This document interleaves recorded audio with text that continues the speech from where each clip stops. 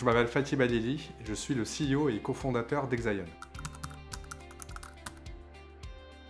Moi, je suis rentré dans la blockchain en 2017, à l'époque où j'étais investisseur dans le fonds d'investissement et incubateur du groupe EDF, où j'étais spécialiste du digital. Donc j'explorais beaucoup de startups dans l'IA, l'IoT, la blockchain. Et c'est en screenant justement ce marché qu'on a repéré un trou dans la raquette de la blockchain qui pouvait éventuellement permettre en fait, de passer d'une phase de POC à une phase d'industrialisation. Et là, en fait, en tant qu'ancien entrepreneur, j'ai compris qu'il fallait qu'on soit la première filiale d'un grand groupe à tirer. Et je suis tout de suite parti voir mes supérieurs en leur soumettant l'idée. Et c'est de là qu'est né le projet qui est devenu par la suite la filiale Exaion. C'est, je pense, la robustesse, l'agilité, la souveraineté. Et si j'ai le droit à un bonus, j'aurais dit l'approche éco-responsable. Et si j'ai le droit à un deuxième bonus, très innovant. Oui, alors en parallèle d'Exaion, on avait des équipes de la R&D, on avait différentes task forces numériques du groupe EDF qui travaillaient sur les sujets autour de l'IoT, de l'IA et de la blockchain. D'ailleurs, nous, on faisait partie de cet écosystème-là. Donc oui, ça existait théoriquement et au niveau de la recherche depuis 2017. D'ailleurs, EDF est hyper légitime sur ces sujets. Aujourd'hui, quand on regarde un peu l'univers de la blockchain, un tiers des use cases de la blockchain tourne autour de l'énergie. Donc il y a beaucoup d'intérêt pour notre R&D de travailler là-dessus, notamment sur la traçabilité de l'électricité, sur la gestion de la charge des véhicules électriques, sur l'échange d'électricité en peer-to-peer. Et puis la blockchain, et puis plus globalement les sujets d'IA, de big data, c'est des sujets qui ont des dimensions sécuritaires et des dimensions énergétiques. Et sur ces deux volets-là, EDF, donc entreprise étatique, et plus gros énergéticien européen, est tout à fait légitime à travailler sur ces sujets-là. Donc oui, on y est depuis longtemps et on y est sérieusement. Exaion, alors tout d'abord, Exaion c'est une filiale aujourd'hui qui compte une quinzaine de personnes, qui a été lancée au mois de janvier 2020, qui connaît une très forte croissance, donc on est en train de recruter même en cette période difficile. Notre moyenne d'âge est assez basse, on tourne autour de 28-29 ans, et on est amené à grossir très fortement sur les prochaines années et atteindre 70-75 personnes d'ici 3 ans. Le chiffre d'affaires visé d'ici 3 ans, c'est 10 millions d'euros. Sur les services proposés, alors je ne vais pas m'étendre sur tout parce que tout n'est pas relatif à la blockchain. Aujourd'hui, Exaion développe principalement 2 services. Le cloud computing de calcul haute performance, donc ici on parle de supercalculateurs, de cartes graphiques, etc. Et puis ce qu'on appelle la blockchain as a service. Et ces 2 services, on les promeut et on les vend de manière très différenciante, c'est-à-dire qu'on les vend avec une approche souveraine, décarbonée et sur mesure. Maintenant, si je rentre dans le détail de la blockchain as a service, qui est le sujet de l'interview d'aujourd'hui, Exaion est présent de bout en bout sur les 3 couches de la blockchain. Alors pour les personnes qui nous regardent, ce qu'il faut savoir, c'est que dans la blockchain, il y a 3 couches. Il y a ce qu'on appelle la couche protocolaire. Donc typiquement le protocole Bitcoin. Si je fais le parallèle avec Internet, on a le protocole HTTP, SSH, etc. Donc il y a la couche protocolaire, on est présent dessus et on est capable aujourd'hui, nous, de dériver des protocoles pour créer des sidechains, des blockchains privées et contribuer à des blockchains de consortium. On est également présent sur la couche infrastructurelle. Donc on permet à ces protocoles aujourd'hui d'être diffusés, d'être décentralisés et d'avoir une sécurité renforcée en ayant des acteurs comme nous qui y participent. Et puis on est présent tout en haut sur la couche applicative, la couche des contrats intelligents ou des smart contracts dans notre jargon, où on permet de développer des applicatifs pour les entreprises. Donc si je vous prends un exemple, vous êtes une industrie pharmaceutique aujourd'hui. Vous avez trouvé un vaccin contre le Covid, typiquement le vaccin ARN messager. Vous voulez pouvoir tracer ce vaccin depuis votre lieu de fabrication jusqu'au patient final. Donc vous avez besoin de tracer ce vaccin-là, être sûr que qu'il n'y ait pas eu une rupture de la chaîne de froid pendant toute la chaîne logistique et que l'ARN messager a été transporté dans des conditions optimales parce que l'ARN messager, comme vous devez le savoir, est une technologie et une approche vaccinale qui est très sensible avec une très forte instabilité des composants qui composent ce vaccin. Donc c'est très important que toute la chaîne puisse être tracée correctement. Donc aujourd'hui, une entreprise qui veut faire ça, si elle voulait le faire comme avant l'existence d'Exaion, elle aurait dû passer par une première entreprise qui allait lui mettre en place le protocole. Souvent, elle la conseille en mal parce que souvent, les gens qui sont propriétaires d'un protocole ne conseillent que leur protocole à eux, quel que soit votre use case. Ensuite, elle aurait dû passer par une entreprise externe pour gérer et héberger la data. Souvent, ces data sont hébergées chez les leaders mondiaux de la data, donc souvent on est sur d'autres continents que le continent européen. Ensuite, passer par une ESN qui a lui développé ce contrat intelligent. Et in fine, un intégrateur qui a lui intégrer toute la solution. Donc là, vous avez 4 interlocuteurs, 4-5 interlocuteurs. Quand il y a un problème, c'est toujours la faute de l'autre. Il y a un manque de cohérence de bout en bout dans la chaîne. Et souvent, vous êtes face à des gens qui sont orientés, qui sont biaisés dans les choix et les conseils qu'ils vous fournissent parce qu'ils ont des blockchains préférés, etc. Nous, on est tout le contraire de ça. C'est-à-dire qu'on est multi-protocole. On n'est pas des lobbyistes de l'Ethereum, du Bitcoin ou de quoi que ce soit. On propose, parmi l'éventail de blockchain, de protocoles blockchain qu'on a présélectionnés par rapport à leur rapport technique et par rapport à leur conformité et par rapport à leur noblesse, c'est-à-dire le fait de vraiment répondre à des use cases d'entreprise, on en a déjà une dizaine qui sont prescreenés. Ensuite, on a nos propres infras. C'est-à-dire que les infrastructures sur lesquelles sont stockées les datas de nos clients se trouvent dans les data centers du groupe EDF, donc dans le nord de la France. Il n'y a rien qui sort du territoire, il n'y a rien qui sort du continent. Et puis en haut, on développe aussi, nous, les smart contracts. Et puis on l'intègre chez les clients. Donc là, vous avez un interlocuteur face à vous, un interlocuteur qui est tiers de confiance. Vous savez qu'on ne va pas partir avec la caisse, vous savez qu'on ne va pas vous laisser au milieu du gué. Il n'y a pas de problème de cohérence. La data est stockée en France. Et en plus, on est agnostique des protocoles. Et bien sûr, on a une préférence pour les protocoles dits de 3e génération, c'est-à-dire à preuve d'enjeux, qui sont beaucoup moins énergivores. Et en plus, on fait tout ça avec une approche donc souveraine, comme j'ai dit par rapport à la data, de manière éco-responsable.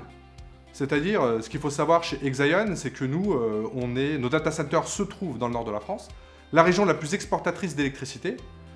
On a de la chance en France, on a un mix énergétique qui est très décarboné. Souvent, on l'oublie, on a tendance à l'oublier, mais les leaders mondiaux du secteur du cloud, du data center, sont des leaders qui se trouvent dans des pays où le mix énergétique est très fortement carboné. Beaucoup de charbon, beaucoup de gaz non conventionnels dans le mix énergétique.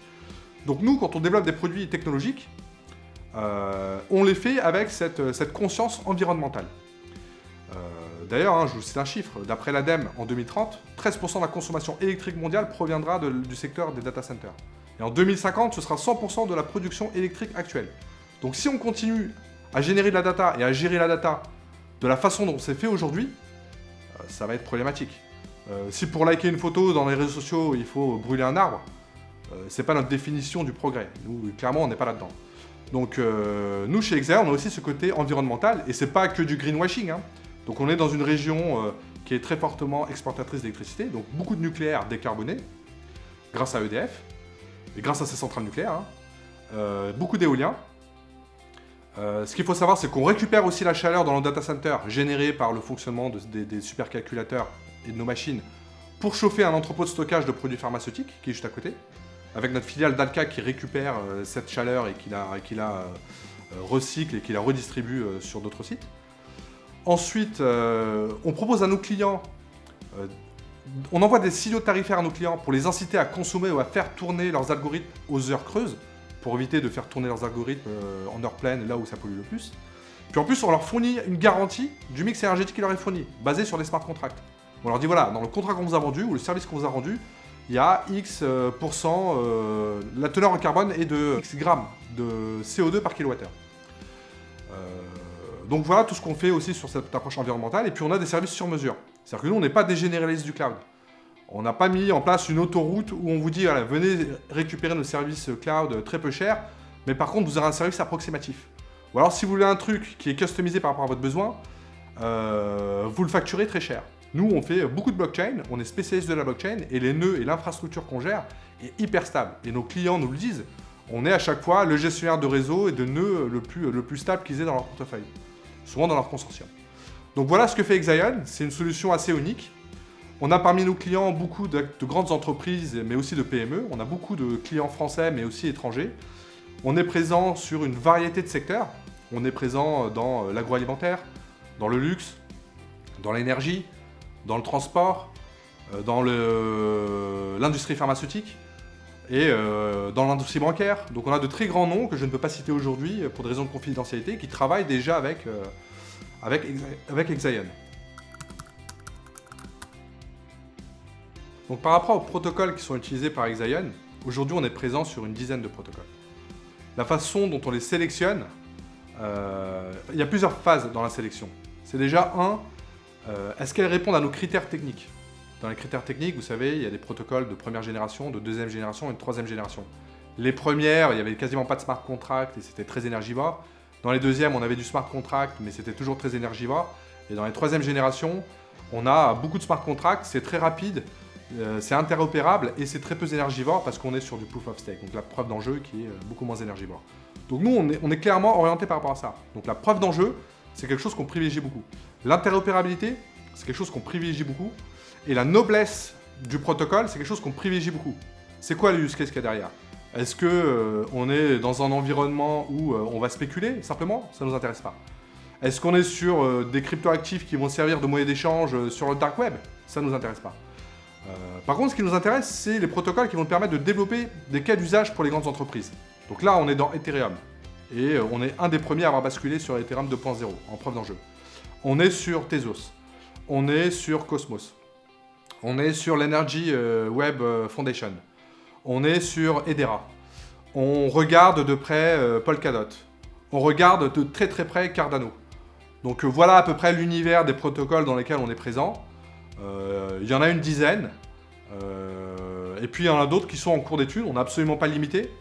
Comme c'est un secteur qui est bouillonnant, comme c'est un secteur qui est en constante évolution, nous on veut toujours être sur le plus noble, le plus propre, le plus rapide, le plus efficient par rapport aux use cases envisagés. Bancaire, logistique, énergétique, etc. Traçabilité, DeFi. Alors, je vais casser un mythe ici, il va y avoir des déçus. On n'utilise absolument pas de supercalculateurs dans l'univers de la blockchain. Nos supercalculateurs, on les utilise dans notre activité de cloud computing de calcul haute performance. Donc c'est des supercalculateurs qu'on met à disposition de l'industrie ou des PME dans des cas d'usage qui tournent autour de la mécanique des fluides, de la mécanique des structures, de la conception assistée par ordinateur. Typiquement, vous êtes une société dans l'automobile, vous voulez générer différents scénarios de crash test, vous devez faire tourner plein de calculs en parallèle. Là, les supercalculateurs, ils ont un vrai intérêt pour vous. Vous êtes dans l'IA, pareil. Vous êtes dans la phase d'apprentissage du modèle, pareil, vous avez besoin de plein de cartes graphiques qui paralysent le calcul. Là, encore une fois, on a une solution pour vous. Mais miner avec ces supercalculateurs, déjà, c'est hors de question. De deux, le Bitcoin, on n'y est pas, que ce soit clair. Et puis de trois, ce qu'il faut savoir, c'est que dans un supercalculateur, c'est majoritairement des CPU, donc des processeurs. On n'est pas dans les cartes graphiques qui servent à miner dans l'univers de la blockchain. Donc nous, c'est beaucoup de processeurs, c'est pour faire du calcul en profondeur. C'est aussi pour paralyser plein de calculs en profondeur. Et ce que notre matériel permet de faire aujourd'hui, c'est à peu près 1 million de milliards de calculs à la seconde. Et on a des matériels qui sont classés dans le top 500 des plus gros supercalculateurs mondiaux. Donc oui, c'est une puissance de calcul phénoménale, mais c'est une puissance de calcul qu'on met à disposition de secteurs industriels qui sont tout autres que celle de la blockchain, qui de toute façon n'a pas besoin de ce matériel-là, parce qu'on est plus sur des cartes graphiques. Et puis en plus, même si on n'avait que des cartes graphiques dans ces supercalculateurs-là, on ne les aurait jamais mis à contribution pour miner le Bitcoin, que ce soit bien clair. Tezos, ils nous ont beaucoup plu. On a été d'ailleurs le premier corporate à être baker sur Tezos. Cette blockchain nous a beaucoup plu, ce protocole nous a beaucoup plu pour plusieurs raisons. Déjà, il est très sécurisé, avec son mécanisme de preuve formelle. De deux, il est en delegated proof of stake, donc il a preuve d'enjeu, il est très peu énergivore. 3, il y a une approche très collégiale de prise de décision au sein de ce protocole. Donc les hard forks, c'est pas possible dans le protocole Tezos, et ça c'est d'ordre à rassurer les gens qui veulent travailler sur Tezos, comme le secteur bancaire ou autre, parce qu'ils savent qu'ils n'auront jamais à être confrontés à cette problématique de hard fork. De 4, c'est une entreprise qu'on connaît bien, qui est française, qui travaille beaucoup avec Nomadix Lab en France. Nomadix Lab qui gère un peu leur côté R&D. Et c'est très facile, on se connaît bien, on collabore ensemble, on parle la même langue, on n'est pas loin. C'est des gens très sérieux, l'algorithme, le protocole est techniquement très, très évolué. Et puis en plus, on a des clients qui viennent et qui en demandent. C'est-à-dire qu'aujourd'hui, on travaille avec le secteur bancaire, encore une fois, je ne peux pas vous citer les noms, mais qui veulent lancer des use cases qui tournent autour de Tezos. On a des institutions non privés et plus high level qui, pareil, veulent travailler sur Tezos. Donc en plus, les clients en demandent. Donc tout ça mis bout à bout, Tezos, c'est un candidat idéal pour nous pour être baker dessus. Et en plus, si on peut créer une pool française, un écosystème français où on s'entraide, où on est tous des gens avec une approche noble de la blockchain, avec la volonté de mettre en place des choses qui sont vraiment utiles pour l'industrie et pour les grandes entreprises, oui, ça fait sens. On se comprend, on parle la même langue. Et on est ravis de travailler sur Tezos, ça se passe très bien. Exaion, effectivement, a des Tezos, donc des XTZ, issus du baking, effectivement. Ah oui, alors la preuve qu'on peut être éco-responsable avec la blockchain, déjà, nous, on est très fortement volontaires pour travailler sur des protocoles en proof of stake, donc à preuve d'enjeu, très peu énergivore, contrairement à la preuve de travail. Et puis, comme je vous l'ai dit tout à l'heure, nos infrastructures se trouvent dans les data centers du groupe EDF, qui ont un mix énergétique qui est très faiblement carboné. On tourne autour de 40 grammes de CO2 du kilowattheure. C'est 15 fois moins que les plus gros concurrents dans le domaine du cloud. Nous, on n'est pas en train... et puis le minage, on n'y est pas. Le minage du Bitcoin, c'est pas pour nous. Ethereum, on y a été un petit peu dans le minage parce qu'au tout début, pour les premiers smart contracts, vu qu'Ethereum n'avait pas encore basculé sur Ethereum 2.0, on a dû y passer avec notre approche bas carbone pour les premiers smart contracts qui tournaient sur Ethereum. Mais là, on a été les premiers à basculer aussi sur Ethereum 2.0. Donc, non, que ce soit bien clair. Nous, le groupe EDF, on a un vrai plan de décarbonation de l'économie. On a un acteur qui permet déjà aujourd'hui au pays d'avoir un mix énergétique qui est très faiblement carboné, d'avoir une électricité de très bonne qualité, d'avoir une très bonne stabilité du réseau électrique. Et tout ça sont les choses qui viennent renforcer aujourd'hui Exaion. Et ça, on l'a encrypté dans l'ADN d'Exaion dès la création. Donc nous, l'environnement, c'est important. D'ailleurs, j'ai envie de souligner un point. Même les supercalculateurs qu'on utilise, ce sont des supercalculateurs auxquels on a donné une seconde vie. C'est-à-dire que si on avait acheté, from scratch, ce matériel-là, l'empreinte carbone aurait été, selon les publications et les différentes recherches, entre 25 et 40% d'impact carbone supplémentaire. Nous, on a utilisé du matériel qui a déjà été utilisé chez EDF, qu'on a blanchi, qu'on a racheté, auquel on donne une seconde vie parce que, voilà, des Ferrari qui ont été mis en circulation au mois de janvier 2017, bon, un contrôle technique, vous changez les roues, vous changez les plaquettes de frein et ça repart et c'est des machines qui sont très puissantes. Donc pareil, on recycle même nous nos matériels, on leur donne une seconde vie. Cette approche bas carbone, on l'a nous de A à Z, hein. Elle est dans notre ADN. Et malheureusement, c'est pas le cas de tout le monde dans la blockchain, ça on le déplore. On parle beaucoup avec des acteurs internationaux. Il y en a qui nous approchent pour savoir s'ils peuvent utiliser, comme la question de tout à l'heure, sur est-ce qu'on peut utiliser vos supercalculateurs, est-ce qu'on peut utiliser vos infrastructures. On leur demande, ouais, ok, votre objectif c'est quoi? C'est de décarboner votre activité? On nous répond très clairement non. On nous répond que ce qui les intéresse, c'est de savoir si nous, filiale du groupe EDF, on pouvait leur faire des prix d'amis en termes de prix d'électricité. Et encore une fois, que ce soit bien clair, on n'a pas de prix d'amis sur l'électricité, on a un prix de marché, comme n'importe quelle entreprise peut l'avoir sur le marché. Donc on n'a pas de prix d'amis, et nous, le prisme de lecture qu'on a sur la blockchain, c'est ce prisme éco-responsable, souverain, vraiment décentralisé. Ce qu'on déplore aussi dans la blockchain, c'est qu'il y a beaucoup de gens qui utilisent la blockchain, donc on utilise une technologie pour décentraliser le use case, et in fine, on recentralise tout chez les mêmes cloud providers. On ne comprend pas encore une fois de l'utilité. Donc nous, on permet aussi de vraiment décentraliser et d'aller au bout de la philosophie de la blockchain. C'est-à-dire que si l'objectif c'est de décentraliser, on va passer par un nombre de points multiples, décentraliser réellement, et Exaion pour décentraliser de manière souveraine, de manière sécure, de manière robuste et de manière décarbonée, je trouve aujourd'hui que c'est un acteur exceptionnel sur le marché. Et je dis pas ça parce que je suis Exaion, c'est vraiment par rapport à ça qu'on a construit notre offre. On est capable de le prouver. Et d'ailleurs, on fournit des smart contracts qui garantissent ça à nos clients.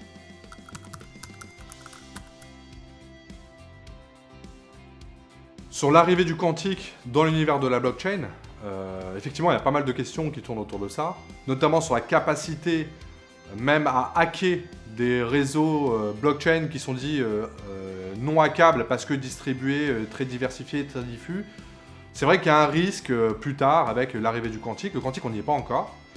On ne sait pas exactement ce que ça va donner, on ne sait pas exactement quelles vont être les utilisations qu'on va pouvoir en faire. Ce qui est sûr, c'est que c'est un sujet de recherche qui est très important. Un sujet de recherche sur lequel la R&D d'EDF est déjà très en avance, hein, on travaille beaucoup sur ces sujets-là au sein du groupe. Par contre, des solutions commerciales, industrielles, il n'y en a pas encore. Donc on regarde ça de très près, Exaion s'y intéresse aussi de très près. Le jour où il y aura un virage à prendre là-dessus, vous pouvez compter sur nous, on le prendra. Et le groupe EDF s'intéresse très fortement au sujet du quantique, s'intéresse très fortement au sujet de l'IA. Et la R&D d'EDF est connue, de par l'Europe et de par le monde, sur ces sujets-là. Ils ont de gros investissements, ils réalisent beaucoup d'efforts sur ces sujets-là. On a la chance d'avoir une R&D comme ça. Sincèrement, on a une R&D qui a un budget et qui a un savoir-faire qui est juste énorme. Aujourd'hui, et depuis un certain temps déjà, mais avant c'était plus dans la production d'électricité, dans le transport de l'électricité, dans la distribution d'électricité, dans le nucléaire, dans l'hydraulique, qu'on utilisait le savoir-faire de la R&D. Et puis aujourd'hui, on commence à utiliser ce savoir-faire-là dans le numérique, dans le digital. Et Exaion en est un super exemple. Et il y a eu un exemple qui nous a précédé dans l'IA, ça a été Metroscope. Donc oui, aujourd'hui, cette recherche de la R&D dans le domaine du digital et du numérique est valorisée aujourd'hui à l'externe à travers des filiales comme Metroscope dans la maintenance prédictive des centrales nucléaires, donc c'est de l'IA, et Exaion dans le cloud computing de calcul haute performance et la blockchain as a service. Ah oui, il y a un vrai intérêt à détenir son infrastructure numérique, et on parle ici de data center. Ce qu'il faut savoir, c'est que si on analyse la sensibilité des données qui est gérée dans l'industrie du cloud, il y a environ 80% de la data qui n'est pas sensible. Typiquement, la photo de Fatih en maillot à la plage, il n'y a rien de sensible, il n'y a pas de problème. Mais par contre, des éléments qui portent sur un secret industriel, un savoir-faire, une propriété intellectuelle, un brevet, des éléments sur sa clientèle, des éléments sur des réponses à appel d'offres, ce sont des éléments propres à la sécurité du pays, c'est des éléments qui sont très sensibles. Et là, c'est un marché qui représente à peu près 20% de la data. Il n'est peut-être pas nécessaire d'héberger toutes ces datas-là, mais les 20% les plus sensibles, il faut vraiment qu'on les protège, il faut vraiment qu'on les héberge sur le territoire national et sur le territoire européen, parce que c'est un sujet de gouvernance très important, c'est un sujet de souveraineté primordial, et là-dessus, je pense qu'il faut qu'on arrête d'être naïf, parce que les États-Unis ont créé leur industrie du cloud, la Chine et l'Asie ont créé son industrie du cloud, et nous, aujourd'hui, en Europe, on ne l'a pas vraiment créé. Donc c'est très important, et c'est pas qu'à l'échelle française, parce qu'à l'échelle française, on s'en sortira pas. Mais à l'échelle de l'Europe, si on arrive à créer un champion ou des champions européens autour du cloud, avec une taille internationale, capable de défendre, de stocker et de protéger ces datas qui sont propres à de grands groupes industriels ou gouvernements, à des grandes institutions, c'est primordial. Donc il faut arrêter d'être naïf là-dessus. Je dis pas qu'il faut tout protéger et tout bunkeriser, mais il y a bien 20% des datas auxquelles il faut faire attention, et auxquelles il faut faire très attention.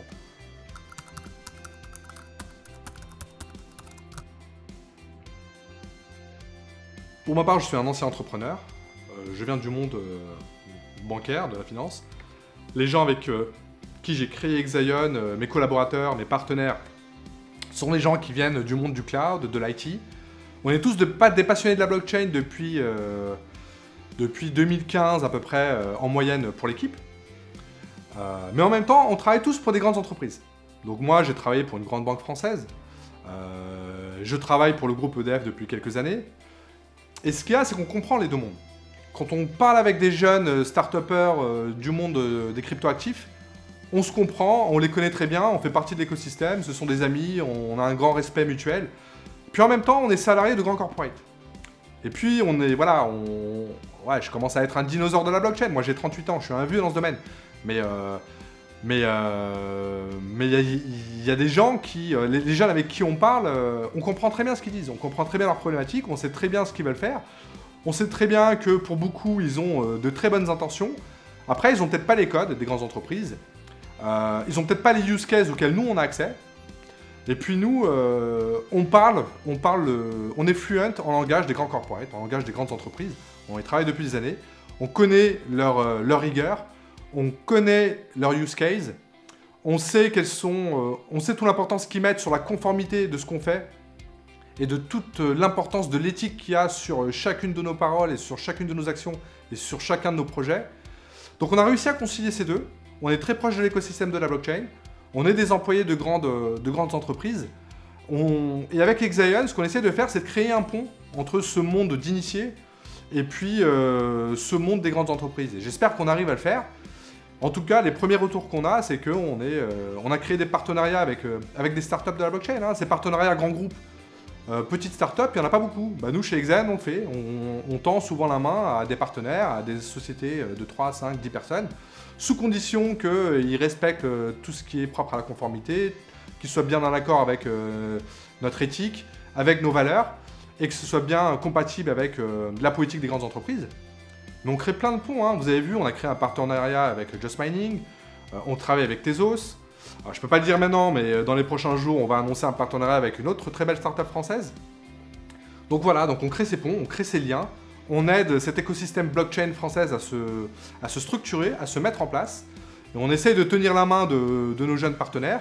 Et puis en même temps, comme on travaille proprement et qu'on est bien connu des services chez EDF, et que depuis le premier jour, hein, depuis la première fois qu'on a parlé d'Exaion en 2017 en interne, ils ont toujours vu qu'on a toujours respecté tous les process, qu'on prend le temps de bien faire les choses, et que tant qu'on n'est pas sûr de ce qu'on fait, eh ben on va pas plus loin, on passe pas à l'étape d'après. Donc vraiment, on check et recheck et triple check les choses, mais quand on fait quelque chose, ou quand on crée un partenariat, vous pouvez être sûr que c'est solide, et que les gens avec qui on travaille, ou sur les projets sur lesquels on travaille, ou les use cases qu'on développe, bah, ce sont des choses qui sont nobles, ce sont des personnes, des partenaires qui sont de confiance.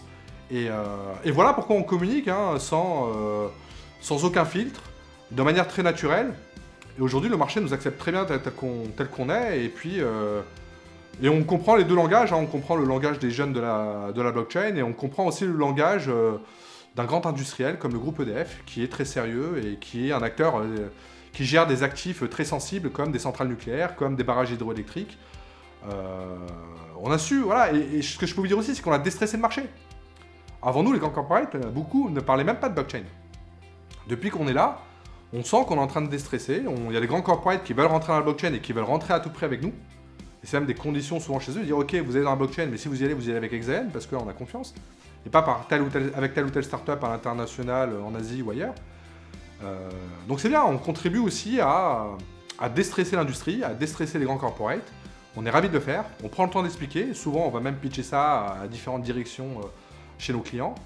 Et puis ça se passe très bien, parce que nos intentions sont bonnes et vraiment on est là pour créer des vrais use cases propres aux industriels, aux banques, à l'industrie pharmaceutique. Typiquement, si on peut aider à distribuer massivement les vaccins anti-Covid, c'est génial. Alors le jour où on aura la fusion nucléaire à base d'hydrogène, je pense qu'on aura réglé le problème de l'énergie pour l'homme hein, et pour l'humanité. C'est une technologie qui est merveilleuse. L'hydrogène, hein, vous le savez, hein, elle est présente dans l'air. Hein, c'est l'une des matières premières les plus abondantes au monde. Donc le jour où on aura cette technologie, qu'elle sera prête, et je sais qu'il y a pas mal de recherches hein, qui sont menées par différents grands groupes nucléaristes, et notamment dans le sud de la France, à Cadarache. Le jour où on aura réussi, franchement, on aura réglé le problème de l'énergie pour l'humanité. Et ce serait génial. Par contre, il y a un bridge entre aujourd'hui et le jour où ces centrales existeront. Donc aujourd'hui, on est à fission. Il y a des déchets qui sont liés au nucléaire, oui. Mais par contre, c'est une industrie qui émet très peu de CO2 et qui ne contribue absolument pas au réchauffement climatique. Donc le nucléaire, et c'est pas moi qui le dis, hein, c'est le président de l'Agence internationale de l'énergie, hein, monsieur Fatih Birol, qui dit que de toute façon, on n'arrivera pas à décarboner l'économie suffisamment, de manière pérenne, à moyen et long terme, sans le nucléaire. Donc c'est faux de croire que sans le nucléaire, on peut décarboner l'économie. C'est pas vrai. Si vous arrêtez le nucléaire, vous relancez les centrales à charbon.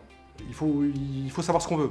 Et puis l'énergie renouvelable, aujourd'hui, elle est intermittente. Donc tant qu'on n'a pas des systèmes de stockage qui sont optimales, à hydrogène, ou à lithium-ion, ou à air compressé, ou à d'autres technologies, on ne pourra pas régler ce problème. Donc tant qu'on n'a pas de solution de stockage à une échelle industrielle,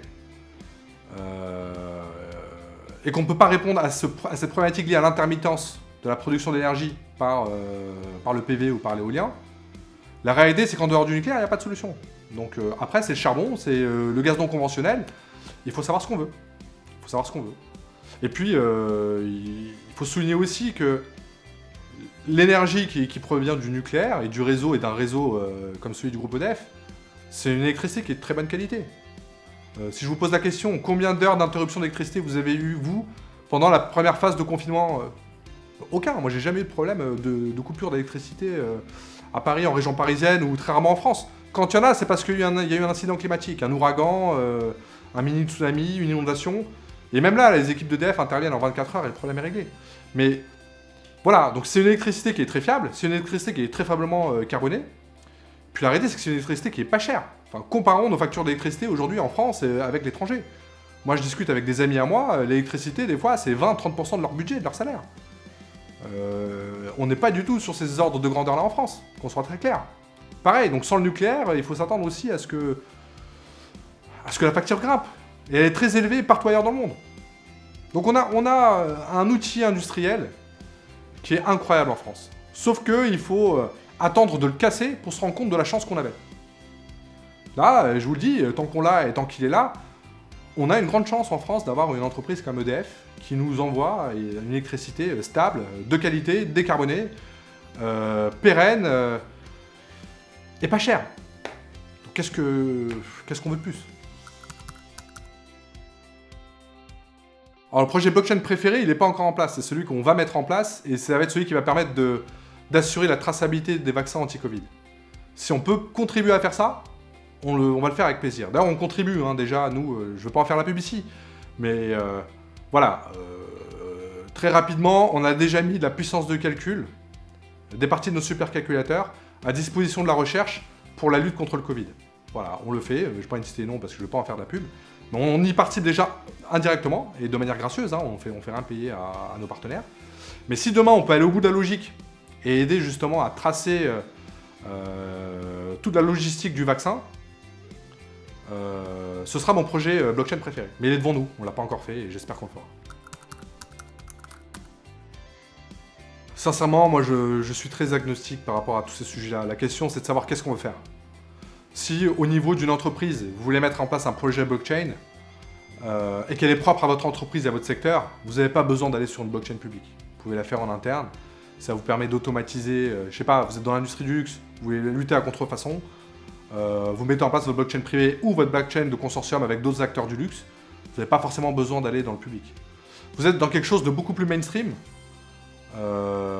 Bon, c'est vrai que là, effectivement, aller sur des blockchains publiques fait beaucoup plus sens. Tout dépend de ce que vous voulez faire, du cas d'usage que vous voulez mettre en avant, et de la population que vous voulez toucher. Voilà, il y a des curseurs. Selon les cas, je vous recommanderais privé, ou consortium, ou public. Mais pareil, j'ai pas de religion sur le sujet. Il faut pas avoir de religion sur ces sujets-là. C'est des sujets techniques, et ces sujets techniques, ils doivent venir répondre à des besoins.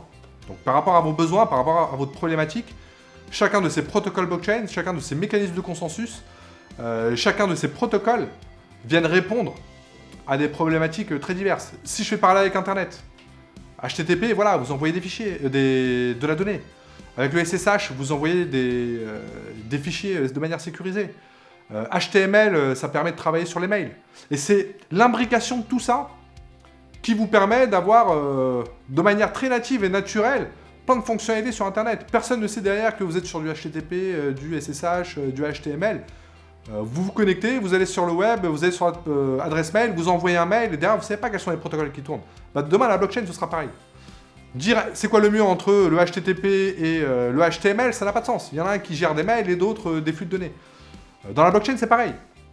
Dire est-ce que tu préfères ce protocole ou ce protocole? Non, ils font juste pas la même chose, ils répondent juste pas aux mêmes besoins. L'important, c'est d'en avoir plein et qui tournent de manière optimale et de manière éco-responsable et qui répondent profondément à des vrais besoins et la capacité à les imbriquer les uns avec les autres pour que de manière très naturelle, demain, on devienne tous fluent blockchain. Ça va prendre du temps, comme Internet. Mais le jour où ce sera la réalité, ce sera juste incroyable. Non, c'est pas vrai. Moi, aujourd'hui, je suis salarié d'Exaion, je paye ma facture d'électricité comme vous. Je n'en profite pas. Non, je n'en profite pas ni à titre personnel, ni à Exaion en tant que filiale du groupe EDF. On achète notre électricité au prix public, comme n'importe quelle autre entreprise en France pourrait l'acheter. Et moi, personnellement, je ne bénéficie pas du tarif parce que je suis employé d'une filiale qui n'en bénéficient pas.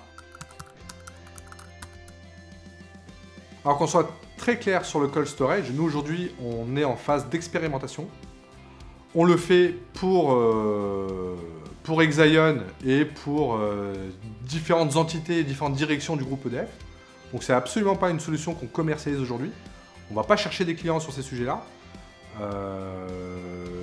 Non, on n'est pas encore en train de commercialiser à grande échelle des solutions sur le cold storage. Mais le jour où on le fera, vous pouvez être sûr qu'on aura obtenu toutes les certifications qui vont bien. Et tant qu'on les aura pas toutes, jusqu'à la dernière, on ne publiera rien à l'externe. Aucune offre commerciale à l'externe sur ce sujet-là. C'est des sujets sensibles, hein, il ne faut pas rigoler avec ça. Les choses, vous les faites bien ou vous les faites pas. Et nous, chez Exaion, quand on n'est pas sûr de notre coup, quand on n'est pas encore conforme à toute la réglementation, on le fait pas. Mais le jour où on est conforme à tout, par contre, on y va.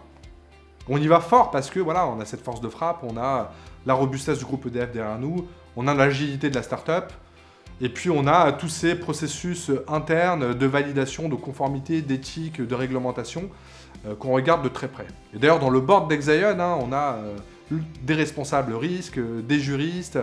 C'est des sujets qui sont très présents et sur lesquels on est très sensible et sur lesquels on est très pointilleux. Donc vraiment, quand on bouge, c'est qu'on sait qu'on peut bouger et qu'on peut bouger de manière sereine et pérenne. Sinon, on n'y va pas, on joue pas à ça. J'aime beaucoup Coin Tribune, ouais. Qui relaie d'ailleurs pas mal tous les articles autour d'Exaion. Mais il y a des super médias internationaux, et puis on commence à avoir des médias un peu plus mainstream qui commencent à s'intéresser au sujet de la blockchain, je trouve ça bien.